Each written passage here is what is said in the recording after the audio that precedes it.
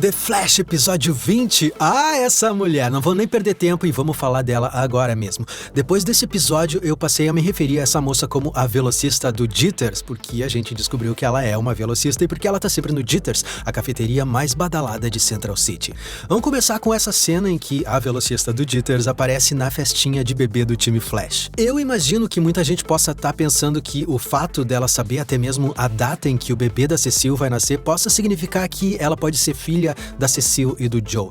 Mas se você se lembra, em episódios anteriores, o time Flash acabou confirmando que o bebê que a Cecile e o Joe estão esperando não é um meta-humano. E a velocista do Jitters é decididamente uma meta-humana, né? Dessa forma, ela não pode ser a filha do Joe e da Cecile, mas é claro que os roteiristas construíram essa cena pra fazer nós todos pensarmos que ela é. Nos resta saber qual é a relação da velocista do Jitters com a família do Barry. Por que ela tá sempre por perto? Como nós já falamos várias vezes aqui no canal, ela pode ser a Dawn Allen, filha do Barry e da Iris, embora eu ache que isso é meio óbvio demais. Porém, essa teoria acabou de ficar mais forte agora, né, que nós sabemos que, assim como o Barry, ela também é uma velocista. E tem mais, se você for reparar, os raios da força de aceleração nessa moça são amarelos e púrpuras. O Barry tem os seus raios amarelos e, se você se lembra, quando a Iris se tornou uma velocista, os raios da força de aceleração dela eram púrpuras. Então tudo realmente indica para que essa moça possa ser uma filha ou neta ou algum parente de sangue do Barry e da Iris. O que acontece, cara? Nos quadrinhos nós temos uma classificação para cada cor de raios da força de aceleração. Porém, na série,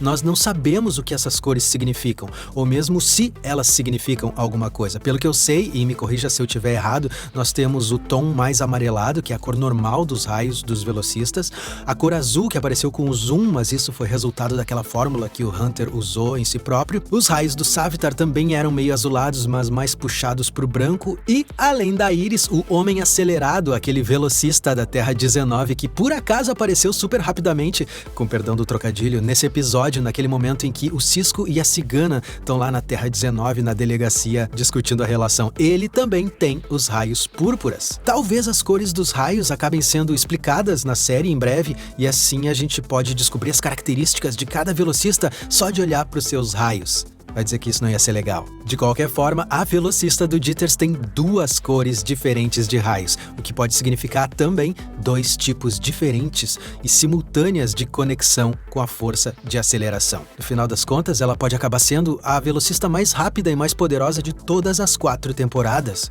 Você já parou pra pensar nisso? Ainda falando sobre essa moça, você se lembra daquela cena na cafeteria quando ela encontra o Ralph e o Cisco? No final da cena, ela tá escrevendo aqueles símbolos da força de aceleração em uma caderneta. É claro que você se lembra disso, né? Mas você chegou a se dar conta de que nós vimos aquela mesma caderneta nesse episódio 20? Aquela caderneta que a Marlise encontrou no meio das coisas do Clifford, na qual estava escrito que a humanidade deveria ser reduzida a um estado de consciência mais simples. Velho, você se deu conta do que isso significa? De alguma forma, a velocista do Jitters entregou ou vai entregar essa mesma caderneta pro Clifford lá no passado. E vai ser dessa maneira que ele vai conseguir construir os equipamentos sofisticados que ele tem hoje em dia. Eu sempre me perguntei como ele e a Marlise tinham construído tudo aquilo. É através dos conhecimentos contidos naquela caderneta que ele e a Marlise conseguem entrar naquela dimensão de bolso e construir todas aquelas parafernálias deles, incluindo a cadeira Mobius do Pensador. Isso nos leva a imaginar que talvez todo esse plano do Pensador seja, na verdade, um plano da velocista do Jitters. E se ela estiver por trás de tudo, cara, do ganho de inteligência do Pensador e do plano para deixar a humanidade estúpida? É uma possibilidade, não é? Quem poderia imaginar que, no final das contas, o grande Pensador pode acabar sendo apenas um fantoche nas mãos da velocista do Jitters? Ia ser uma baita reviravolta, não ia? De qualquer forma, ao que tudo indica, a velocista do Jitters talvez acabe tendo um protagonismo muito maior na próxima temporada. E se você for pirar muito na batata, pirar muito nas referências visuais, a gente pode ver essa imagem aqui como uma metáfora, velho. A temporada 5 já tá aí batendo na porta e a velocista do Jitters provavelmente vai ter uma participação bem abrangente nela. Mudando de assunto, nesse episódio nós descobrimos qual é o plano do Pensador. E olha que interessante, cara, eu falei em um vídeo bem recente exatamente sobre esses mesmos argumentos que o Clifford DeVoe usa no debate que ele tem ali logo no começo do episódio com a Marlise. Essa teoria dele é a mesma teoria de um economista do século XVIII chamado Thomas Malthus. O Malthus dizia que o crescimento da população mundial se dá em progressão geométrica, enquanto que a produção de alimentos e a renovação de recursos naturais se dá em progressão aritmética. Dessa forma, segundo o Malthus, se nenhuma providência fosse tomada, a humanidade em breve ia enfrentar um colapso com fome, doenças e guerras por território. O problema é que as soluções que o Malthus propunha eram completamente fora da casa, né? Uma das coisas que ele dizia, por exemplo, é que a solução seria eliminar uma parcela da população. É muito louco o Malthus, né? Isso aí não rola, Malthus. Você chegou a ler aquele livro do Dan Brown chamado Inferno? É basicamente a mesma premissa desse plano do Deveau, né? Por conta da falta de recursos no planeta e da superpopulação, o vilão do livro cria uma toxina que, se for liberada, vai afetar toda a população do planeta.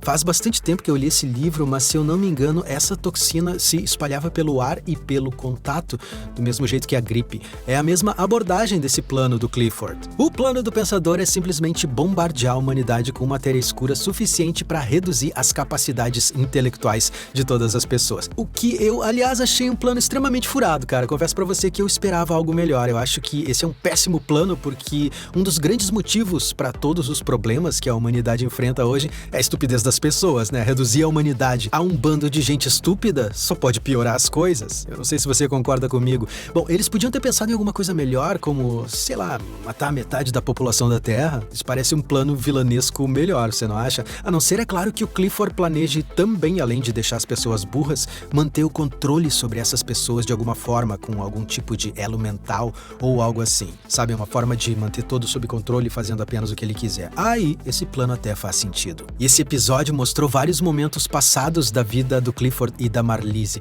Eu acho muito bacana quando eles mostram esses trechos da vida passada dos dois, porque quanto mais nós conhecemos um personagem, mesmo que seja um vilão, mais nós ficamos investidos no arco dele, mais identificação nós criamos com ele, mais nós nos importamos com ele. Então eu achei espetacular todas essas intervenções mostrando o passado dos dois, com a Marlise tendo um ponto de vista extremamente otimista em relação ao desenvolvimento tecnológico e científico, enquanto o Clifford mostrava um ponto de vista totalmente pessimista, cínico. E à medida em que a Marlise vai relembrando esses momentos de descoberta, vai dizer que você não ficou sentindo uma certa melancolia por conta do que o destino fez com aquelas duas vidas? Se fosse um outro tipo de história, eu com certeza ia gostar de ver a vida desses dois, a esperança dela sobrepujando o pessimismo dele, mas infelizmente a gente sabe, né, que essa história não vai terminar bem. Nesse episódio nós vimos o Clifford e a Marlise roubando uma parte do material necessário para os equipamentos que eles estão construindo nessa empresa chamada Vandermeer Steel, uma empresa que provavelmente trabalha com aço, né? Embora não exista nenhuma empresa chamada Vandermeer Steel nos quadrinhos, existe uma Universidade Vandermeer que aparece nas histórias do nuclear. É lá que o Ronnie Raymond estuda e é também onde o professor Martin Stein trabalha. Eu não sei até que ponto pode haver uma relação entre esse nome e o nuclear da televisão, né? Mas de qualquer forma, vamos deixar esse nome anotado. Cara, esse foi um episódio todo da Marlise, né? Nós conhecemos um pouco mais sobre as aspirações dela, sobre o início da relação dela com o Clifford e descobrimos como uma pessoa como ela aceitou tomar parte num plano tão terrível quanto esse dele. Foi tudo parte de um trauma. Porém, a Marlise finalmente conseguiu dar um jeito de se livrar da influência do Clifford. Se você se lembra, ele parou de colocar aquele Boa Noite Cinderela na bebida dela, né? Porque ele achou que agora que ele estava novamente com a aparência de Clifford, ela ia voltar a ser a sua fiel escudeira. Mas ela acabou conseguindo escapar e olha que interessante essa mudança no status da personagem. Ela é assinalada não apenas pelo discurso da Marlise, mas também pela própria aparência dela, né? Ela andava sempre com aquele jaleco branco, de certa forma submissa, e agora aparece aqui totalmente de preto, suntuosa, com a roupa mais despojada. E se você for notar o enquadramento dessa cena, a câmera sempre pega ela num nível superior, ela passa a olhar o Clifford de cima para baixo. A construção da cena denota uma certa superioridade, mesmo que momentânea, da parte dela. Finalmente ela deixou o pensador, né? E ainda levou a cadeira. Toma o que te mandaram, Clifford! Vamos ver como é que você vai se virar agora sem a Marlise aí pra construir as coisas pra você. Eu sei que ainda faltam alguns episódios pro final da temporada, mas eu vou começar uma votação aqui, velho. Quem foi o personagem de quem você mais gostou nessa temporada? Eu posso dizer que, da minha parte, sem nenhuma sombra de dúvidas, foi a Marlise, velho. Eu achei essa personagem simplesmente apaixonante. A Kim Engelbrecht, que faz o papel da Marlise, sobra na atuação dela. Quando ela tá feliz, ela ilumina toda a tela. Quando ela tá triste, você fica triste com ela. E quando ela resolve ameaçar alguém, ela parece um monstro, velho. Nota 10 pra ela nessa temporada. No mais, nós tivemos tivemos o Cisco terminando com a cigana, o Dr. Wells lutando pra não perder a sua inteligência. E cara, uma das coisas que eu acho mais legais no Harrison Wells é que ele chama todo mundo pelo sobrenome, exceto a Cecile. Você já notou isso? Ele sempre chama ela de promotora Cecile Horton. Eu sei que isso talvez não seja pra ser engraçado, mas eu acho isso muito engraçado. Toda vez que ele fala com ela, ele se refere a ela como promotora Cecile Horton. Aliás, eu sempre acho muito legal quando o Dr. Wells tá numa cena com a Cecile, porque os dois são tão diferentes que essas cenas sempre acabam ficando muito divertidas. Mas cara, eu quero saber de você, o que você achou desse episódio do Flash? Deixa os seus comentários aqui embaixo na descrição do vídeo, certo? E por hoje era isso, não esquece de se inscrever aqui no canal clicando nessa fotinha que tá aqui embaixo. Não esquece também de ativar o sininho pro YouTube avisar você sempre que tiver vídeo novo por aqui, certo? Tem mais 3 vídeos do Flash aqui pra você curtir também e eu espero que você goste. Cara, uma vez mais, muito obrigado e até a próxima.